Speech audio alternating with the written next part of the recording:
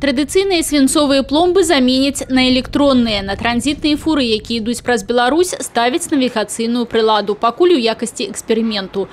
До канца сакавіка пратэстуюць працу электронных пломбаў у 5 грузавых пунктах пропуску на мяжы з Польшчай, Літвой, Латвіяй і Украінай. Адзін з этапаў эксперыменту цяпер праходзіць на найбуйнейшым грузавым тэрмінале Казловічы. Прылада працуе праз падарожнікавых аператараў, у тым ліку GPRS і GLONASS. Гэта дазваляе ў рэжыме рэальнага часу сачыць за маршрутам і бяспекай перамяшчэння грузаў, выключыць карупцыйныя схемы і кантрабанду. У выпадку несанкцыянаванага выкрыцця сістэма таксама падасць сігнал. Это доступно будет как таможенным органам возможность отследить нахождение транспортного средства, так и непосредственно самим перевозчикам, а также грузоотправителям и грузополучателям.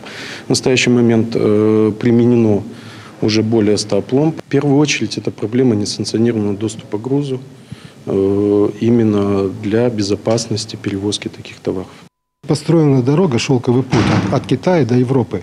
Сейчас эта дорога не загружена. По каким причинам? Потому что грузы идут очень долго. Их останавливают на таможне, там вскрывают, проверяют.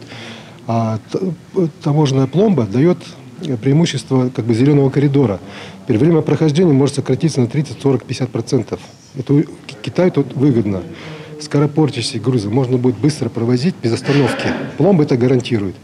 Пасля эксперыменту навігацыйныя пломбы плануюць укараніць паўсюдна, бо больш як 70% транзітных грузаў сёння ідуць праз нашу краіну. Працу электронных пломбаў ужо пратэставалі ў Расіі і Казахстане, у тым ліку ў агульнай сістэме.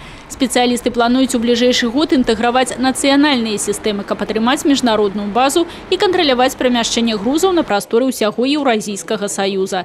Таксама навігацыйныя пломбы паспрабуюць ужыць і на чыгуначныя кантэйнеры.